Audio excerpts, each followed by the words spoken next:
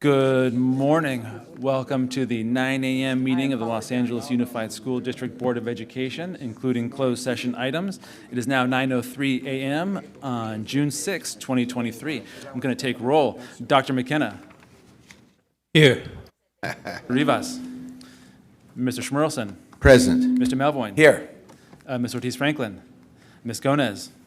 Okay, and Board President Goldberg. Here. Okay, we have four. We're going to steam ahead. I'm going to read the purpose and authority for the closed session items, and then we will take public comment as usual. Under tab 1, personnel, pursuant to Government Code Section 54957, employee discipline, dismissal, and release, and public employment, and the superintendent's evaluation. Under tab 2, conference with legal counsel, pending litigation, pursuant to Government Code Section 54956.9D1, Jane Doe v. LAUSD. Let's see, Jane Doe v. LAUSD again, and Jane Doe v. LAUSD again. The case numbers are all listed in the order of business, and the case numbers are also listed online for everyone to view, and I will read this again when we report out. Under tab 3, conference with labor negotiators pursuant to Government Code Section 54957.6. The negotiators are Dr. Murphy and Mr. DeGrazia, and the employee organizations represented are Associated Administrators of Los Angeles, California School Employees Association, Los Angeles County Building and Construction Trades Council, Los Angeles School Police Association, Los Angeles School Police Management Association, SEIU Local 99, Teamsters, United Teachers Los Angeles, District Represented Employees, and Contract Management Personnel. Let's see, the negotiator for these other positions is Ms. Navarra Reed and Alberto M. Carvalho. Unrepresented employees will be Chief Business Officer, Chief Executive to the General Counsel, Chief Facilities Executive, Chief Information Officer, Chief of Transitional Programs, Chief Procurement Officer, Deputy Chief Business Officer, Deputy Chief Human Resources Officer, Deputy General Counsel, Director of Labor Relations, Executive Director, Office of Health and Emergency Response and Support, Executive Officer of the Board of Education, General Counsel, Regional Superintendent, Senior Administrator, Enterprise Applications, and Senior Director, Office of the Deputy Superintendent of Instruction. Under tab 4, Student Discipline Matters, under Education Code Section 48918C, F. And we're going to jump right into public comment, but I believe... But before we do, I want to remind everybody who is here for public comment. When you speak on public comment, you're speaking on the item you signed up for. If you're speaking on something else, we're going to ask you to stop speaking because we have public comment and they are listed there, and that is the place where you can speak on any topic you want. But I'm going to remind people again and again, we are trying to do this in an efficient way. And the most efficient way is to have people sign up for public comment who want to make a public comment, and if you want to comment on an item on the agenda, to speak on the item on the agenda only. Thank you very much. Okay, it will move right ahead to tab 1, personnel. And it looks like we have Shirley Lee. Are you on the line? Shirley Lee, if you're on the line, please press star 6 to unmute yourself. And you have 3 minutes to speak once you begin. Shirley Lee.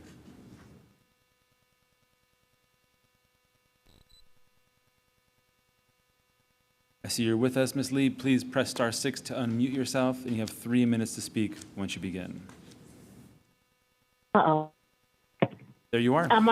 This is Shirley Lee. Okay. Thank you so much for this opportunity to speak. I just want to make an observation.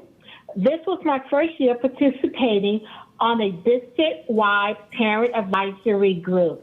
And I must say that I was impressed with this journey of parents, staff, the Board of Education, and the superintendent coming together to define, plan, and implement goals and objectives, policies and procedures, and parent and staff training that are meant to build a strong, multi-level system of strategies, interventions, and support that will redefine our educational system, allowing our children to overcome obstacles and challenges, which will propel our students to lifelong successes. However, the current data is showing we are growing in literacy too slowly. The vision presented by Los Angeles Unified will generate the growth in reading and academics overall by investing in all students who need intervention with trained educators and with an aligned family engagement plan.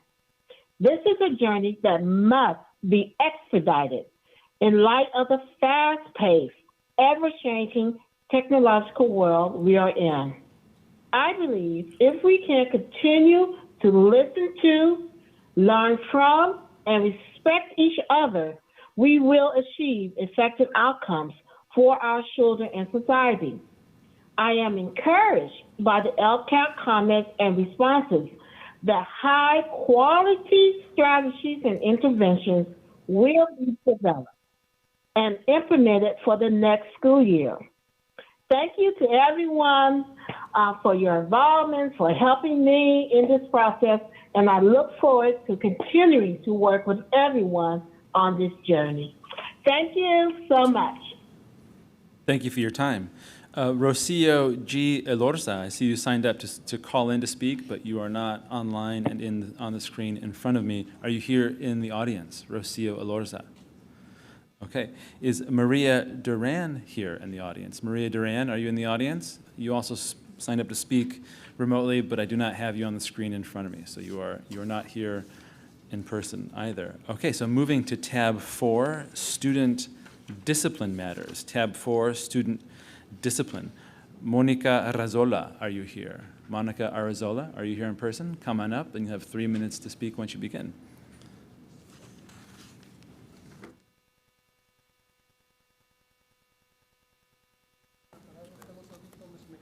Oh, so folks, you may see these headphones in front of you. If Ms. Elorza is going to speak in Spanish, put it on and you will hear it in English. If there's anyone in the audience who would like the simultaneous translation, please raise your hand and we'll get those to you.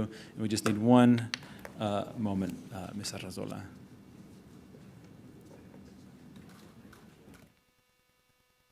It will be channel 2.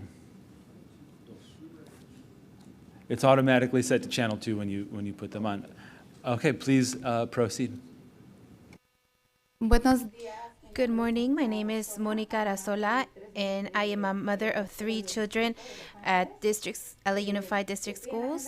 I am on the agenda as number 4, and I didn't see the personnel, but I am here as a mother and as a member of 2 committees that I belong to in the district to say that I support very much Alberto Carballo. I am thankful for what you are doing to prepare our teachers that we know we are very low academically, that it is an embarrassment that students are graduating from high school and that they don't know how to read. And thank you so much for what Mr. Carvalho is doing for our parents in District West.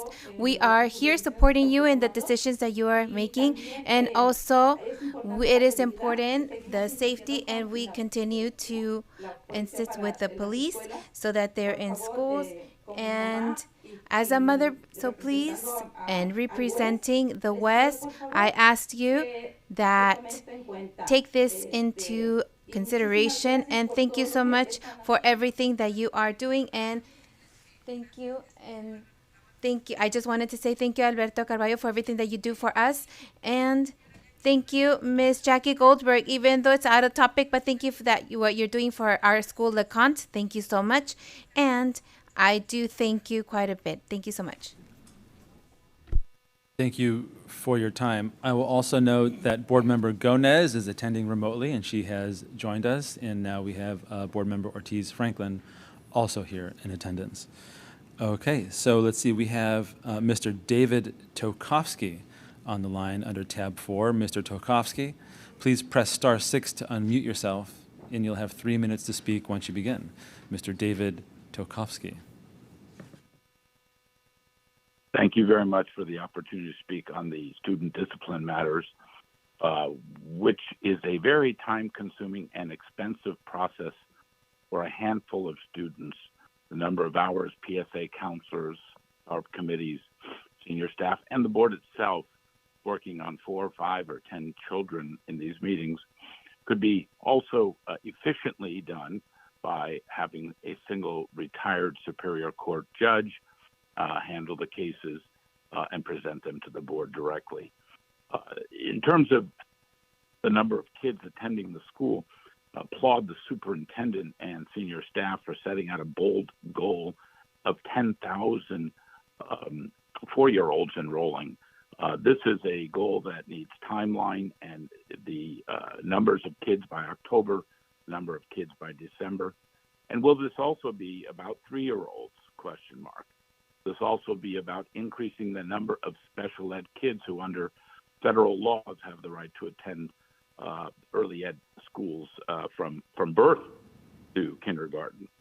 And whether or not we set bold goals on the adult division, maybe 10,000 more students in the adult division, maybe 10,000 more kids into the affiliated charters. That would be 30,000 kids, students growing in LA Unified. And that would be something this board and superintendent could be very proud, along with building for the bonds and the elections in 24 today.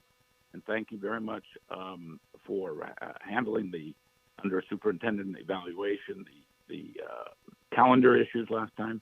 But today you have some contracts, and thanks to your presentation on contracts, it does not say under competitive bid whether they are best value or lowest bid.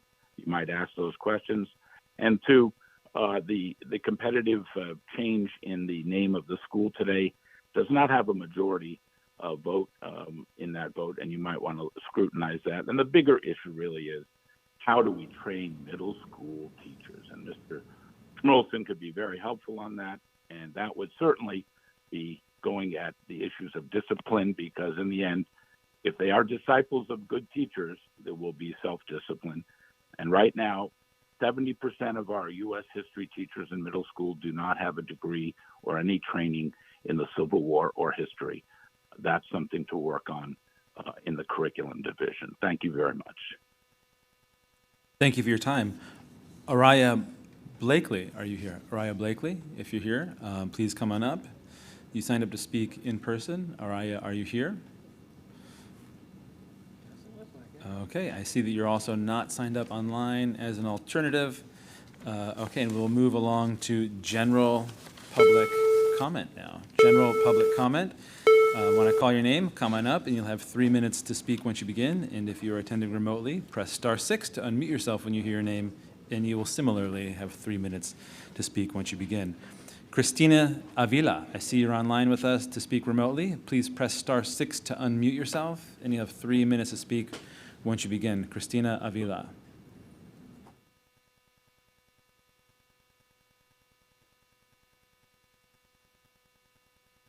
Christina Avila, I see that you've unmuted yourself. Once you start, you'll have 3 minutes to speak once you begin. Thank you so much. Good morning. My name is Christina Avila. I am a psychiatric social worker in the Clinic and Wellness Center program. I am baffled by the district's choice to dismantle vital mental health support by making deep cuts to mental health consultation, crisis counseling and support PSWs, and others who are a lifeline to those protecting our most vulnerable students. My program, the Clinic program, provides intensive therapy to students with mental health diagnoses like PTSD, major depressive disorder, disruptive behavior disorder. And due to the severity of the cases we see, we frequently make use of our mental health consultation resources to assist us in meeting our clinical and ethical obligations. In short, they are who we call upon when we need help keeping our students safe. Many of our PSWs are recent graduates who simply cannot do this work alone. Would you allow a first-year medical student to perform brain surgery? By crippling structures of support, this is akin to what you are asking of my colleagues who deal with matters of life and death on a daily basis. Even my seasoned colleagues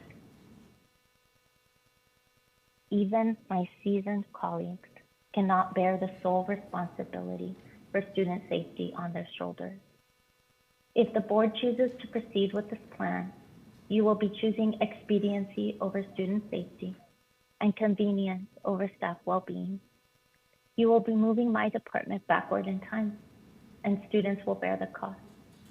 Later today, you will hear my colleagues speak to the reality of providing psychological first aid and how depriving them of consultation and supervision will impact student safety, and our goal of hiring more mental health professionals to promote joy and wellness at our LAUSD schools. I ask that you listen to their accounts and fund these critical positions. Thank you for your time. Thank you for your time. Okay, Raymond Lopez, I see you're on the line. Raymond Lopez, please press *6 to unmute yourself, and you have 3 minutes to speak once you begin. Raymond Lopez.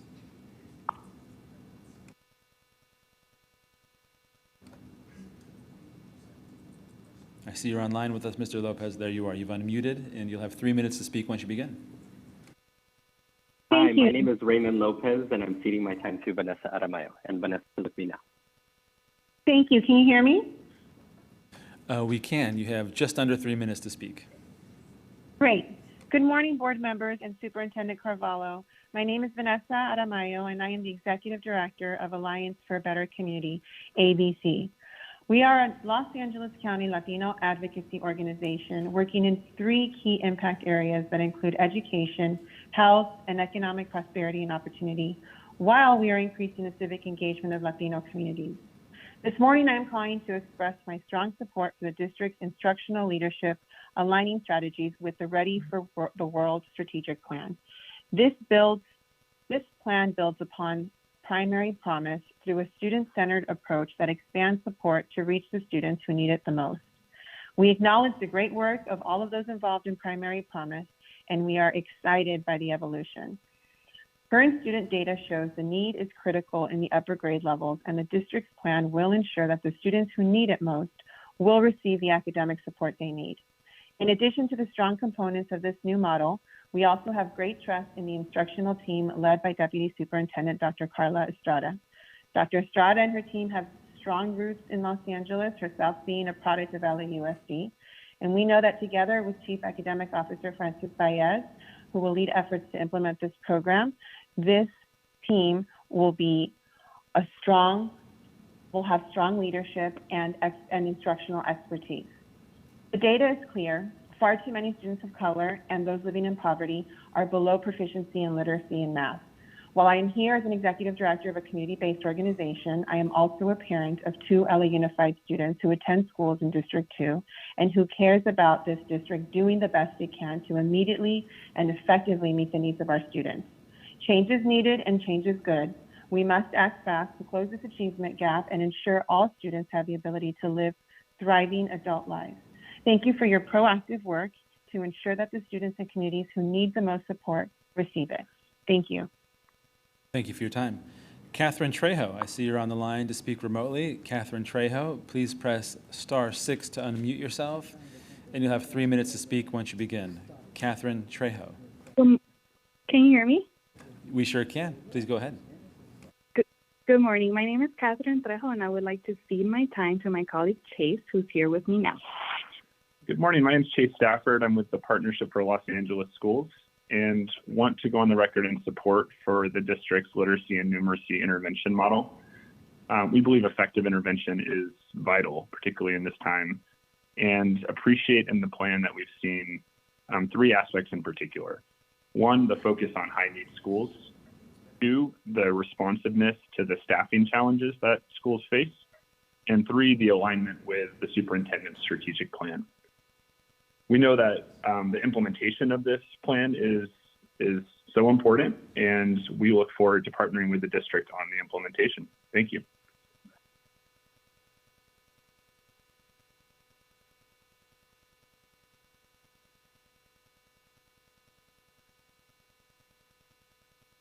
We are going to wait for a moment to get to the next speaker. And that moment is done. Matthew Kogan, are you here in person? Matthew Kogan, come on up, and you'll have 3 minutes to speak once you begin. Have a handout before Okay, hold on one moment.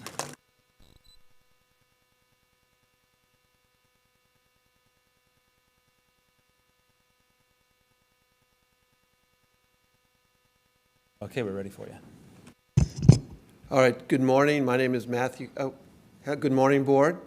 My name is Matthew Kogan. I teach ESL up the road at Evans Community Adult School. I'm the director for adult education at UTLA, and I'm here to talk about career technical education, CTE. And we know that in high school, CTE raises graduation rates. In adult ed, it lifts many and their families out of poverty. And we know that they both train people for jobs that our economy needs. However, 10% of our CTE positions are going unfilled, and this points to a problem. And this is due in part to a disparity in employment status. Most teachers in LAUSD are permanent status, while our CTE teachers are officially temporary status. They're still calling me. I haven't gotten a contract in my box. Do you think I have a job next year? And we know the problem. It's the California Education Code, section 44910. That is the obstacle for CTE teachers to become permanent status. And in the handout I gave you, I highlighted. It's very short. That's it in its entirety. And it says that you cannot accumulate hours towards permanent status if you're at a regional occupational center or program, ROC-ROPE. And I've come here with good news. I'm usually here to complain, I must admit, but today I bring good news that I think there isn't a ROC-ROPE program at LAUSD anymore. If there is, it's only in token lip service. And that's the obstacle for a better program. From bargaining, we found out that the budget for ROC-ROPE has been zero for at least the last 2 years. We know that the ROC-ROPE office at LAUSD has been closed for a number of years. I asked at the last Article 30 meeting, a meeting for adult ed, I asked, do we participate in the ROC-ROPE program? And I was told, no, the DACE program, adult ed, no longer participates in ROC-ROPE. So that's clear for adult ed CTE, and I think for the others. It's hard for me to get the full picture, but it seems like we don't. Every program needs to be built as best it can. It needs a good foundation. And I think when teachers are told they have to leave their jobs for probably a new career, probably for less money, and then they find out that they have no job security and don't have equal rights to other teachers, we're really building on a weak foundation, and I think we have an opportunity to change that. Thank you very much. Thank you for your time. Leda Ni Gain, are you here? Come on up. You'll have 3 minutes to speak once you begin.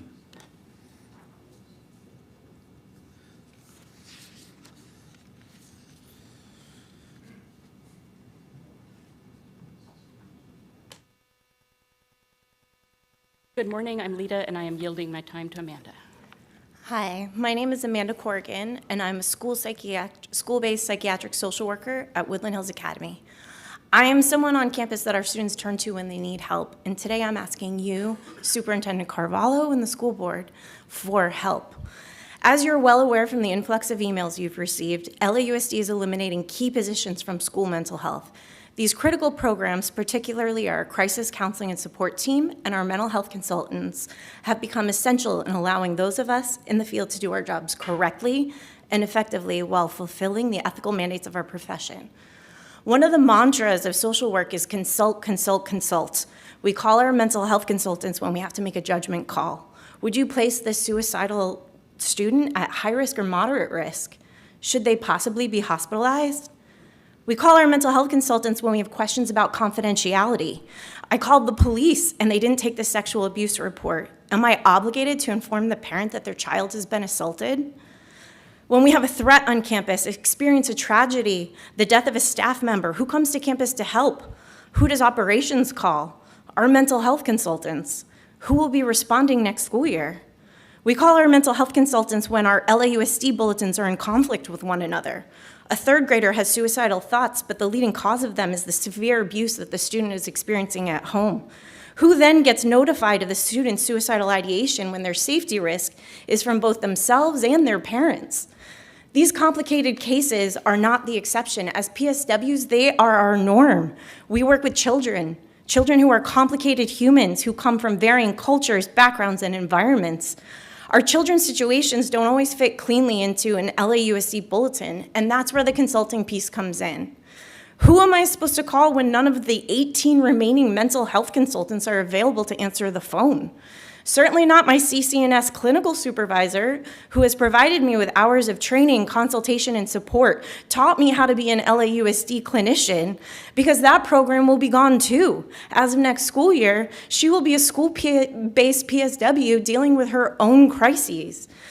It is our ethical responsibility not to make these intimate, high-risk decisions by ourselves without talking to a licensed colleague. And as school-based PSWs, we are overwhelmingly the only social workers on the ground at the time of a crisis. LAUSD has been on the forefront of developing a comprehensive school mental health department. You know how critical these services are, and you know how much help our students need right now. These positions may have developed out of ESSER funding, but as we've expanded, they've become critical to our functioning. Stop this mistake before it happens. Fund these essential positions. We owe it to our students. Thank you for your time. Mr. Superintendent, I think you wanted to make a comment. We are not allowed to answer questions that are raised by public comment, but the superintendent is permitted to make a comment about generally the issue of mental health, and that's what I'm asking him. Thank you very much, Madam President. I appreciate the opportunity. So a lot has been said. A lot of emails have been received, the vast majority of them. Form letters, form emails that represent the same message. And it's a message that's somewhat detached from the reality that we are experiencing. Number one, there are no reductions to psychiatric social workers at this point at LAUSD, nor are reductions at this point envisioned.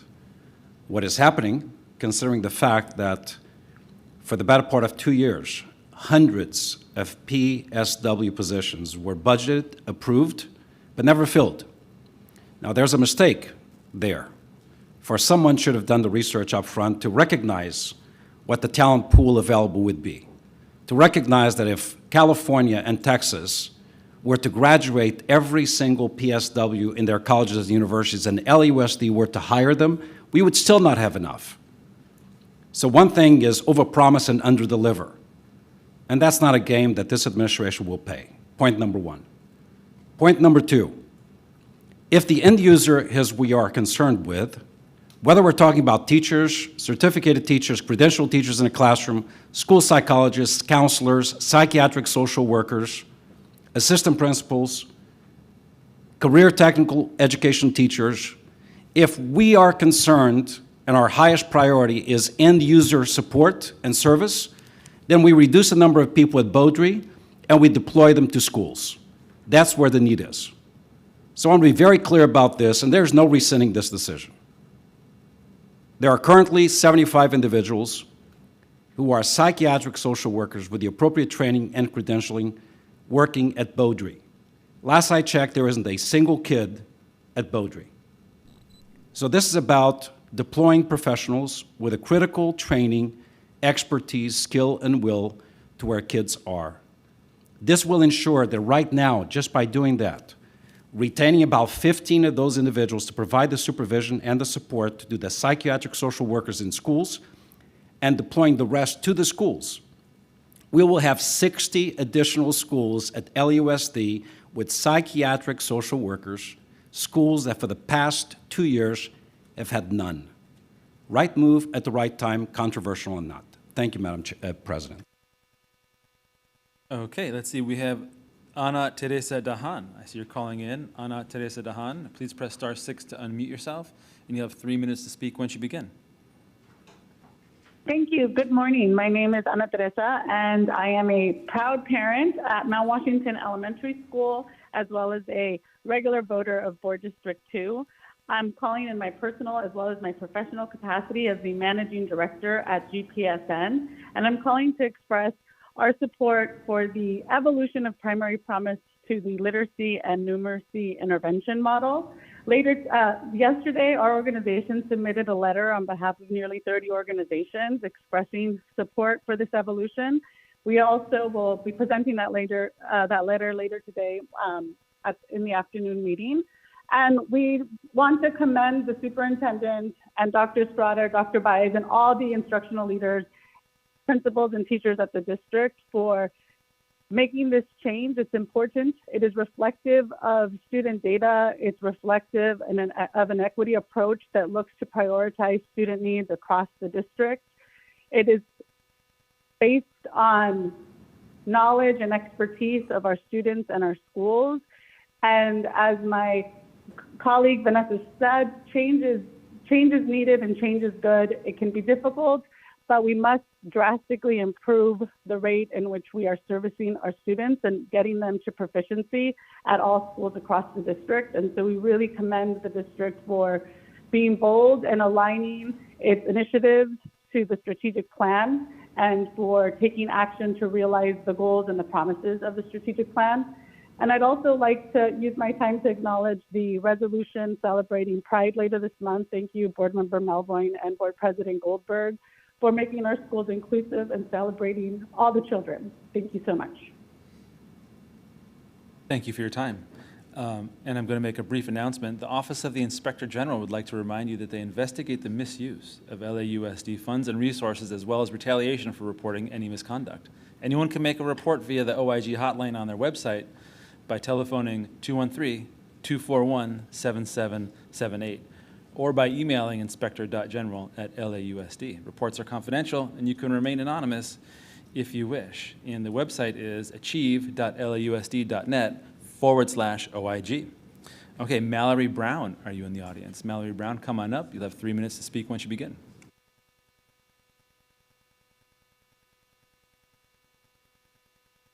Absolutely take your time. There is no rush.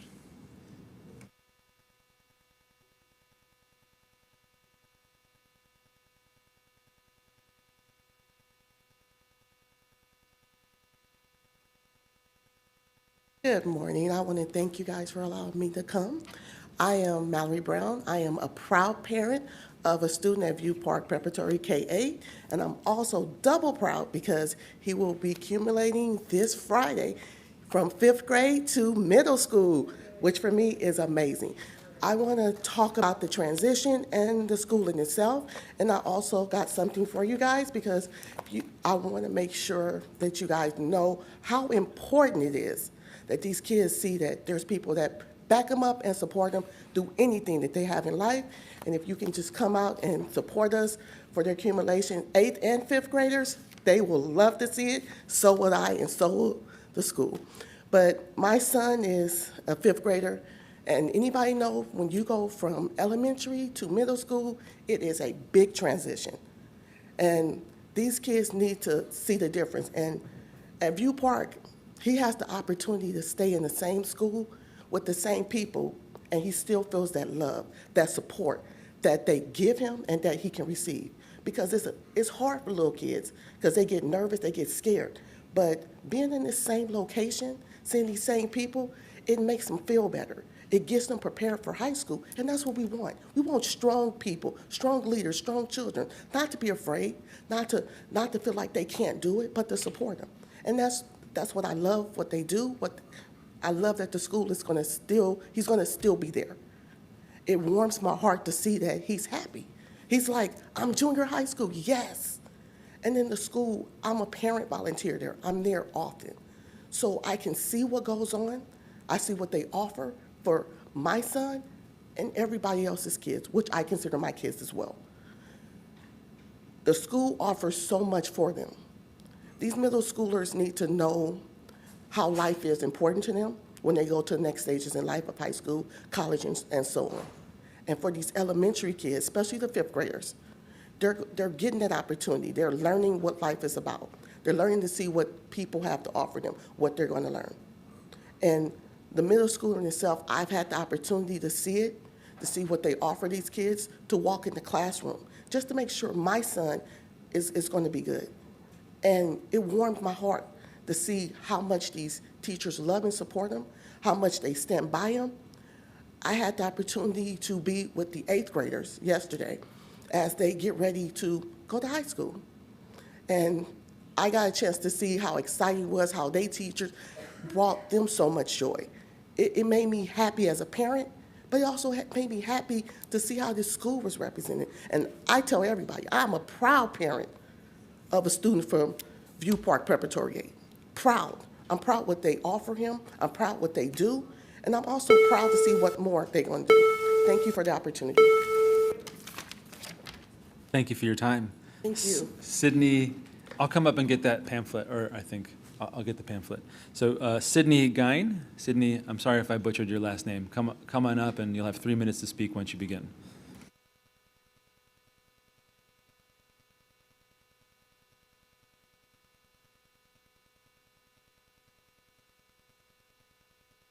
Hi, I'm Sydney Ganay. I'm yielding my time.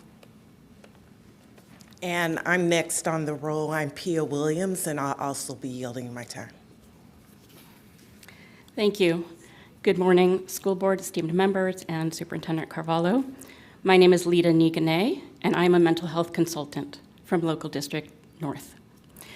I do not work at Beaudry. I work on the ground, in and out of schools, all day long, every day, answering calls for crisis. As a 24-year employee of LAUSD and a licensed clinical social worker by vocation, I have never before felt compelled to speak in front of this board. So please know that this matter is urgent and potentially life-threatening. 3 years ago, during the pandemic, it became clear that the mental health of our children was suffering due to isolation, social media bullying, and the loss of school support during closures. ESSER money came in, and blissfully, Student Health and Human Services and School Mental Health made the wise decision to fill as many schools as possible with psychiatric social workers and to provide the infrastructure to support them. There were already 8 mental health consultants throughout the district, and the new funds were used to create an additional 30 positions to support the 264 new psychiatric social workers, as well as the existing ones. In addition, our fearless leaders knew that our new staff needed intensive training, as many of them received their graduate degrees during COVID and hadn't had school experience. Even the ones coming from community agencies would need support being in schools. Especially now, things are different. They knew that, they planned for it, they created the supports necessary, and we all dove in. Post-pandemic, knowing that even with all of the systems in place, we couldn't anticipate what was coming. 2 years later, and our ESSER funds have disappeared. Though we expected this, we did not expect that the very infrastructure of our school-based mental health support system would crumble. Think Jenga. Take a moment to imagine a giant Jenga game, and we are all pulling out the support pieces from the bottom all at once, all of us. That is what is about to happen. 2 weeks ago, we found out that 20 of our 38 mental health consultant positions will disappear on July 1st. In addition, all of our training programs, clinical supervision staff, and we are being placed back into schools as PSWs. It's not an either-or proposition. We must fill those positions at schools and provide staff to support them. Last week, all school-based PSWs were notified that they were about to lose their support system, the system that allows them to have confidence that they are making life and death decisions not in a silo, but with the support of experienced staff. Just as we would never expect teachers to teach without support, we need to provide schools and PSWs with daily, immediate access to experienced mental health consultants. With these cuts, our infrastructure crumbles. And last week, when our PSWs found out, some of them resigned. Those resignations are still coming in. There will be more. These PSWs are already stretched to their limits. They'll burn out and crash without adequate support. They recognize that they'll have to go elsewhere to other agencies to get state-mandated supervision for their licenses, where that support exists and won't be pulled out from under them, like a crumbling Jenga. Student Health and Human Services saw the need then in 2021 and put the positions in place. Why remove them now? The COVID-19 pandemic is over, but the mental health crisis it created is just beginning. Data from LAUSD, the CDC, the US Department of Education, and so many more indicate that the mental health needs of our young people have increased post-pandemic. But we don't need statistics to tell us that. In 24 years, I have never seen the level of mental health crises and suffering we are seeing now. on both an individual and community level. I've sat with principals in tears over what is happening. Our students are suicidal. I support Taft High School, where PSWs completed 91 suicide risk assessments this year alone. Never before.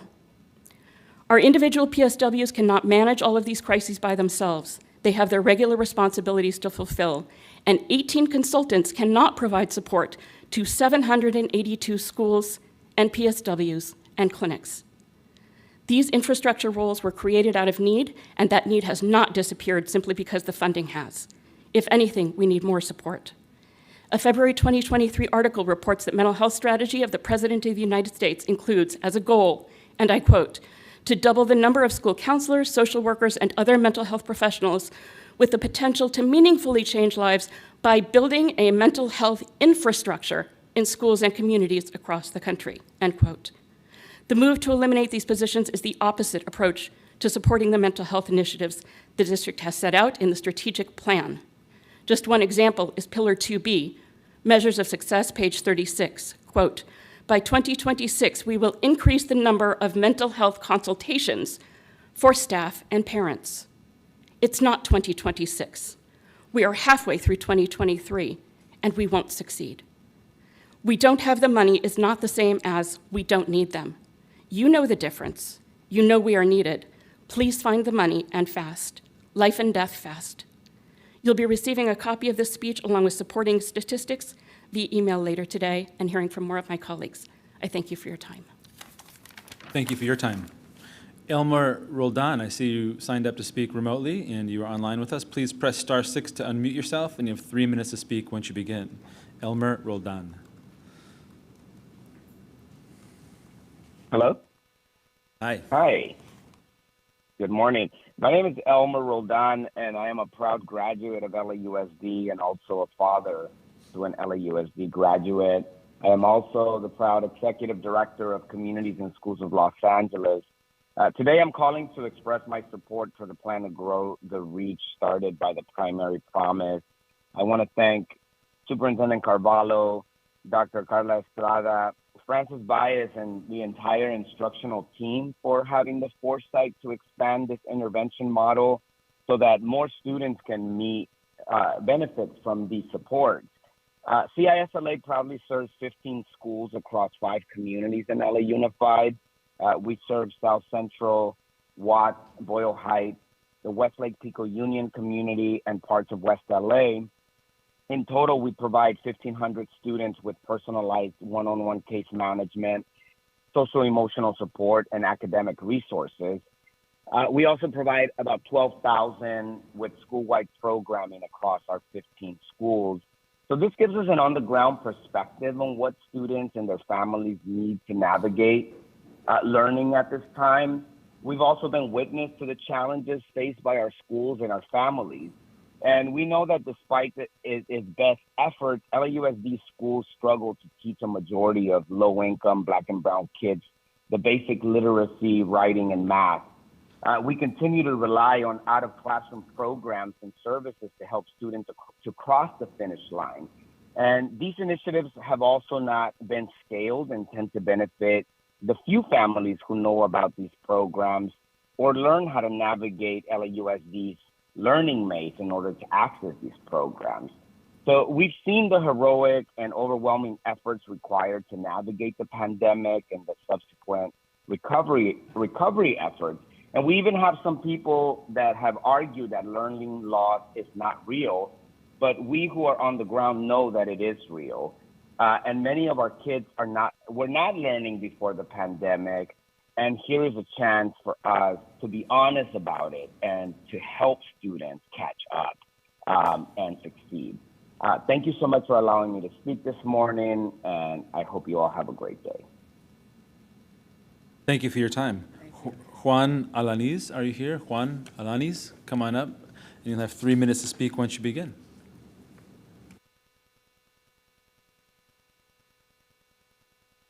Thank you. Good morning. My name is Juan Alaniz, and I'm a CTE teacher at Roosevelt High School. I'm the photography teacher. Up until about a year and a half, the program that I've been constructing and building didn't exist. When I got there, there was absolutely nothing, only a room full of dreams without any equipment, without actual class.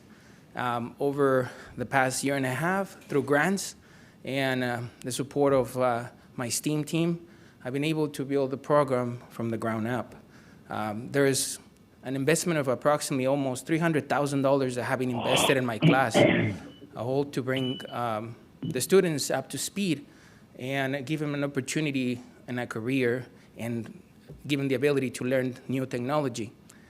However, year to year, I teach under a very dark cloud. When I'm met with my fellow colleagues at the end of the year and telling me the good things that we're doing in the program, and they ask me, what's happening next year? And I tell them, I have absolutely no idea. I don't know if I'll be back. I have no job security. I don't know if I can continue to build on this program for my kids. I bring my A game during the last 13 years that I've been in education. I bring my experiences. I bring all my energy. But year to year, even with this investment that the school district has allowed me to have in putting the program from the ground up, I don't know if I'll be back. And my kids ask me all the time, Mr. Alanis, what are we doing next year? And I'm excited to tell them, well, we're continuing to learn this in the commercial photography field.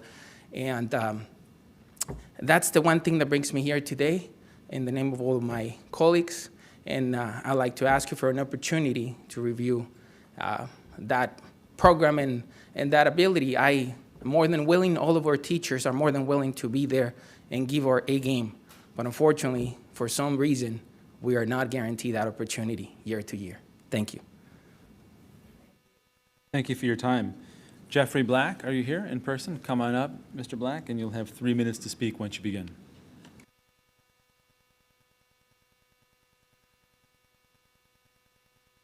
Hello, I'm Jeffrey Black, and I'm a CTE video production teacher at Roosevelt High School. What do I love about teaching? Well, I love the joy in my students' faces when they learn how to apply a green screen effect to a video they're editing. I love being able to submit my students for scholarships, potentially life-changing internships to studios like Nickelodeon. I love seeing my students apply what they learned in a journalism interview project and getting that same footage from campus aired on KTLA News. Just happened recently. So in the middle of writing a $130,000 grant, I was speaking to a CTE teacher who was a building and construction teacher, and he said, listen, he said, if it wasn't for the CTE program, if it wasn't for my class, most of these kids wouldn't even be in school. They would have dropped out already. And I'm like, wow. You know, CTE classes reach kids that other classes don't. You know, I prepare my students for careers. I mean, we're training them with tech skills, for real-life jobs, for trades in high demand. Now, I make my class fun. One thing I do is I appeal to them, I reach them where they live. I mean, they were born with a smartphone in their hands. So I said, let's redirect that energy into something constructive. I say, okay, let's take your smartphone, we'll go out on campus, we'll turn it into a little movie studio. You're going to capture cinematic footage, come back to class, edit it into something constructive and presentable and something you could actually get paid for in the real world. So like Mr. Alanis, I built my class from scratch. It was an empty classroom. It's a new pathway. I'm working my tail off before the bell, after the bell. You know, it's a high, heavy workload. And I try to create really interesting, engaging lesson plans that they can relate to. Writing grants, applying for internships, and I still worry, will I be employed next year? You know, I mean, there's no job security, and even with the heavy workload and the stress of the job, I mean, there's no stability, no tenure.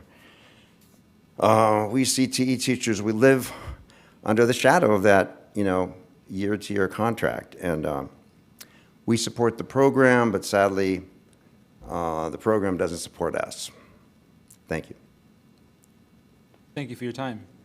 Jerry Lynn Johnson, are you here in person? Jerry Lynn, come on up. You'll have 3 minutes to speak once you begin.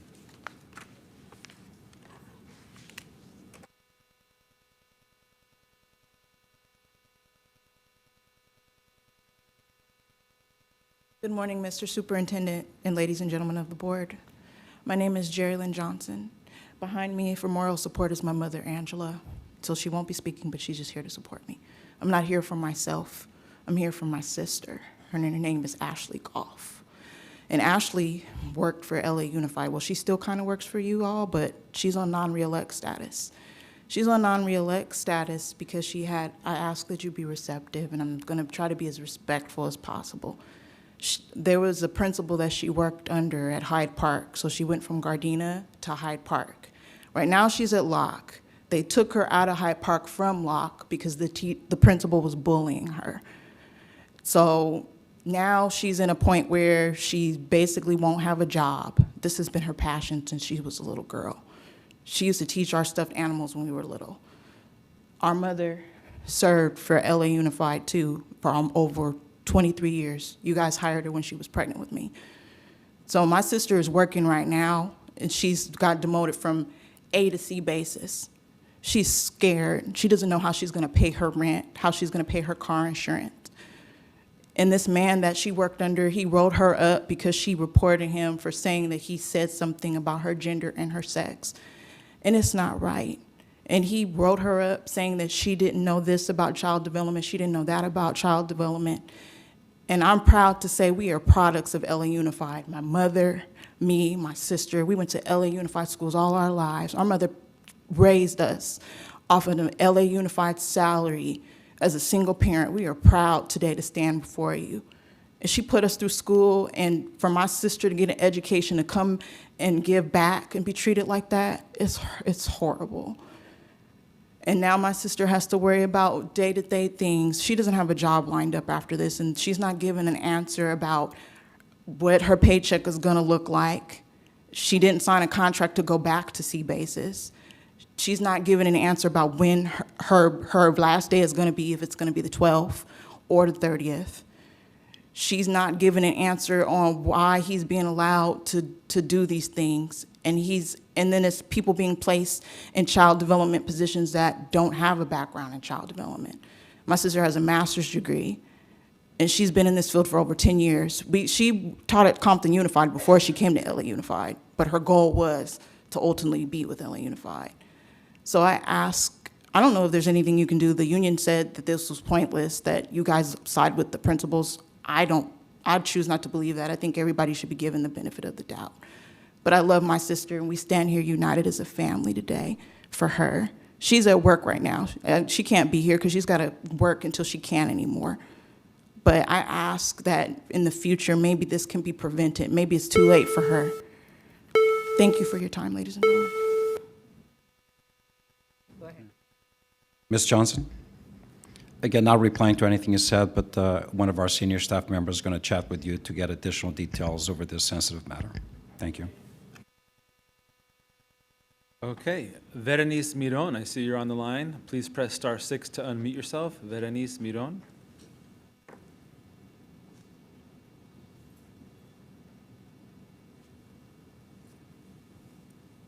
Verenice, I see you're online with us. Please press *6 to unmute yourself, and you have 3 minutes to speak once you begin.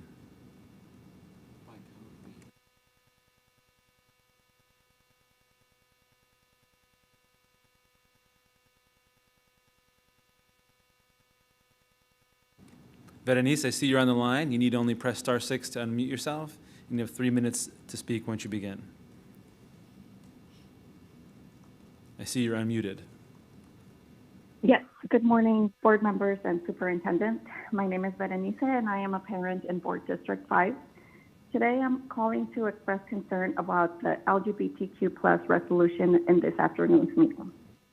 I understand why you feel the need to bring forward a resolution that you feel will support students. Now, as a parent of a child in this district, I want to point out some issues that may arise from this resolution. First, I would like to ask you, do you know what the protocol is when a parent reports bullying for any reason to a school? I'll share my experience with when my son was bullied in kindergarten for his disability. An administrator said to me, "Ma'am, your child will no longer go outside during recess so that he's not bullied anymore." Now, if the bullying is not appropriately addressed, how will students receive the support they need. And what happens when a student is not comfortable with discussing certain topics, as some families may not be comfortable as well? Will they be labeled anti, fill in the blank, and then they will be bullied in return? And after all of this happens, do you know what some families are being told when they are seeking mental health services in your schools? I'll again share my experience. Ma'am, we will have to refer you out because we cannot provide the support your child needs here. And as I've heard that there are many concerns from mental health professionals in your schools from the comments that have been made today, that has increased my concern. Again, I understand what you are trying to do. However, I do not have the confidence that the district has the sufficient staff and that they will be provided the sufficient training to effectively and fully implement this resolution. Additionally, there isn't enough information for families about how this resolution will be culturally sensitive to your diverse population. It appears that this resolution is being thrown out to see how it works. I ask you to genuinely consider all of the comments you received today in this topic, and I hope that you are open to making any changes that may arise from those comments. I want to thank you for your time. Thank you. Thank you for your time. Isabel, I see you're on the line. Isabel, you signed up to call in remotely. Please press *6 to unmute yourself, and you'll have 3 minutes to speak once you begin. Isabel. Sí, buenos días. Hi, buenos días, se escucha. Buenos días a todos. Hi, good morning, everybody. Everyone that's here today. My name is Isabel Aguirre, and I am a mother of 2 students in Board District 2. My comment is about the resolution that will be approved later on today. This is a very sensitive topic for many people, and I am not against supporting the community and the preferences of every individual. My concern is that as a parent, we are not yet prepared and we don't have enough information and training so that we are able to carry out this plan. Last week, they celebrated Pride Day at my son's school.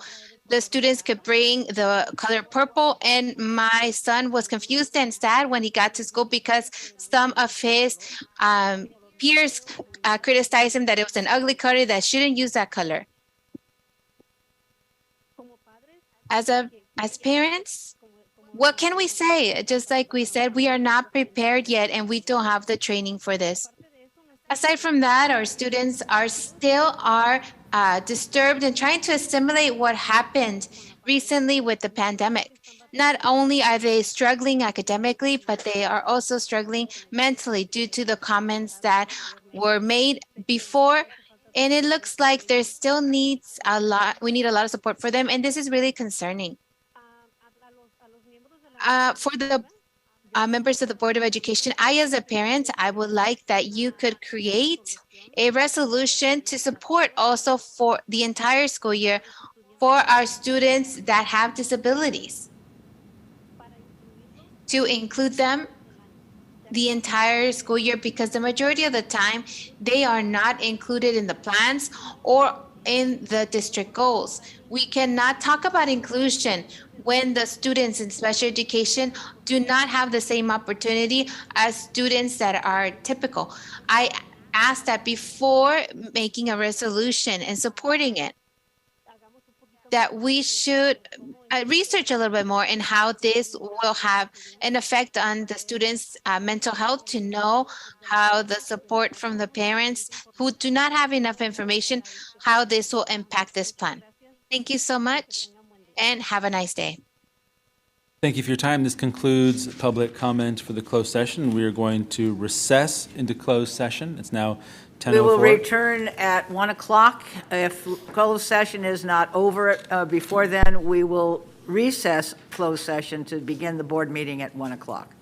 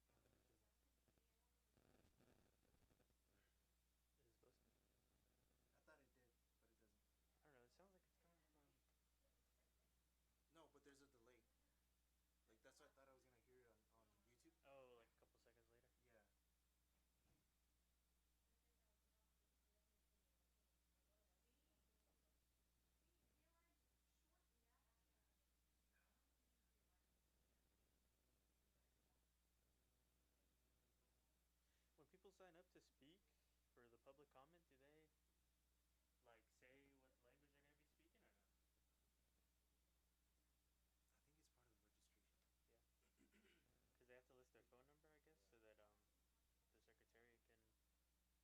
I think it's part of the registration. Yeah. Because they have to list their phone number, I guess, so that the secretariat can know what item they're under. This one's the 9 a.m. 9 a.m.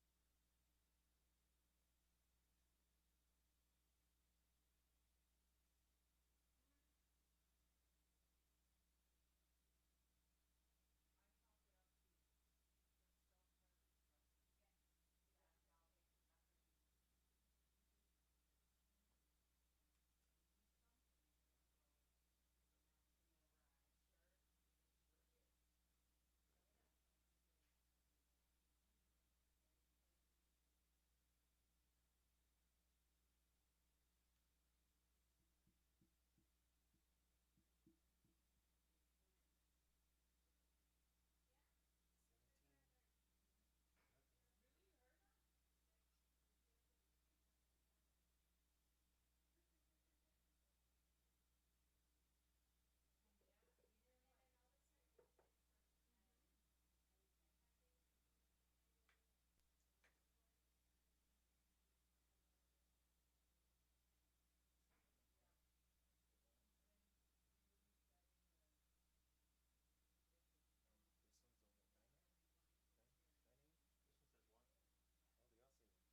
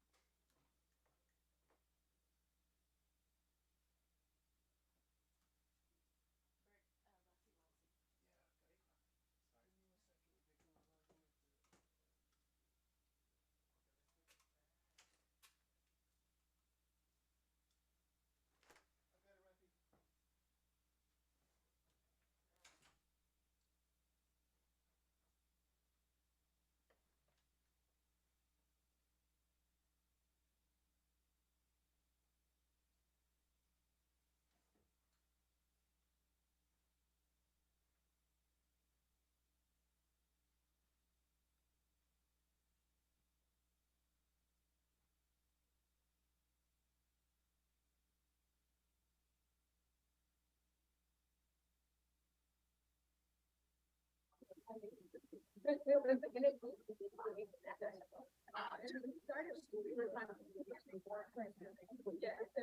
Yeah, gotta clock.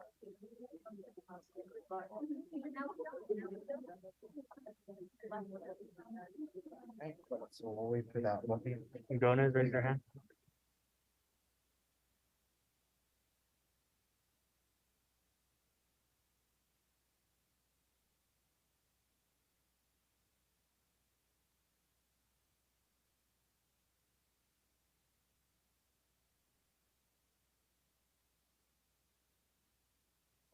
We are just getting all of this ready because we have some retirement presentations of people who've been with this district forever and ever.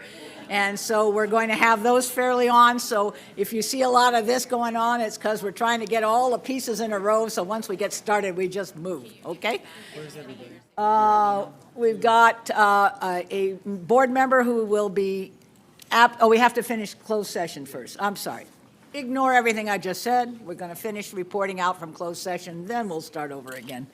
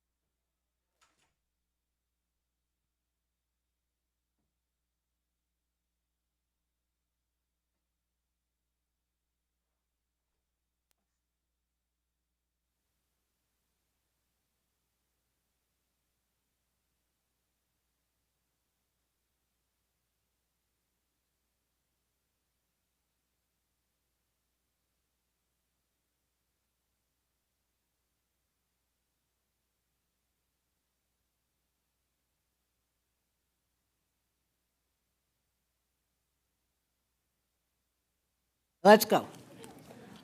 Okay, the time is now, oh wait, I need to start the tapes. 1 second.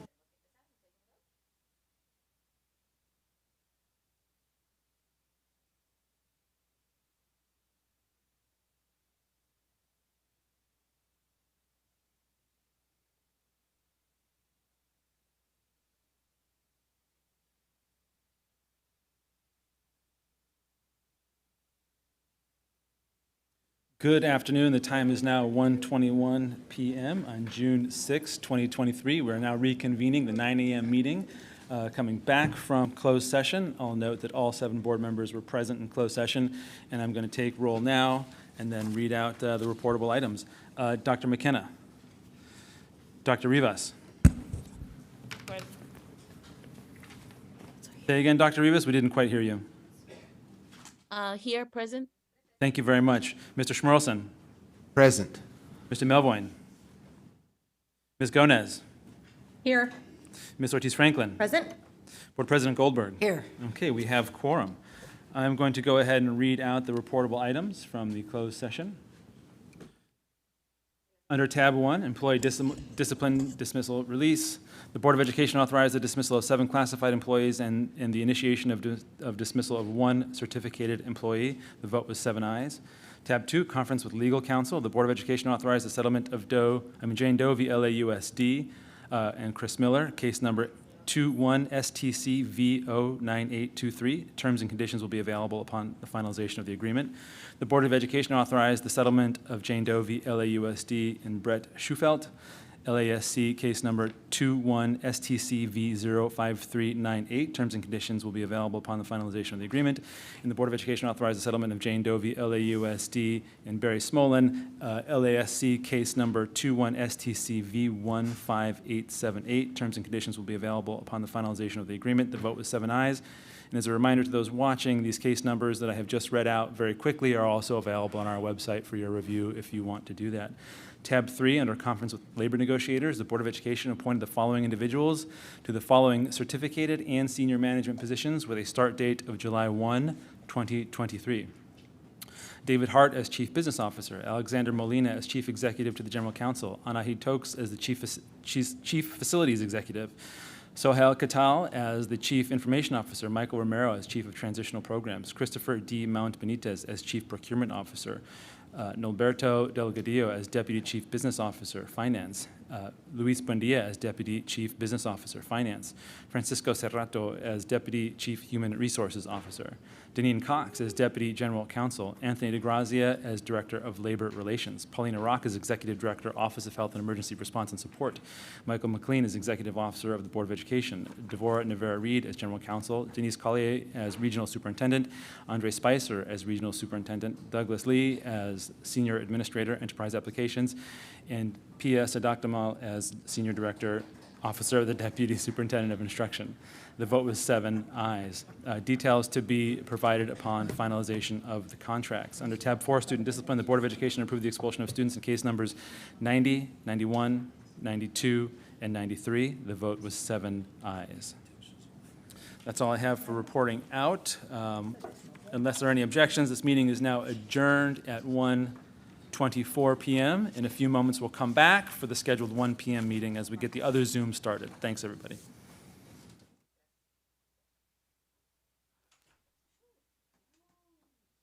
While we're waiting for the tape to change, that's what happens. We have different tape. We're waiting for tape to change.